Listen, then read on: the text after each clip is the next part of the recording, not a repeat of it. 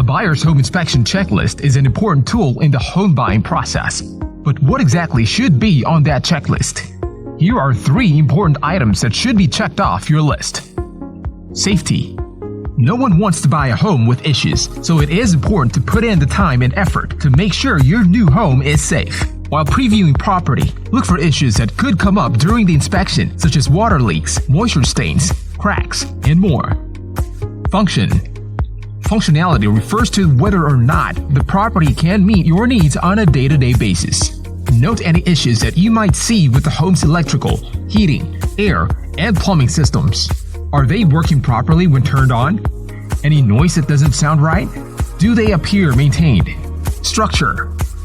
One important part of a home inspection is the structural integrity of the property. This allows the home buyer to make informed decisions about what might need to be fixed before they move in. Look for any indication of roofing or attic issues, cracks or displacement in the foundation, poor drainage system, and other issues that can trigger structural damage.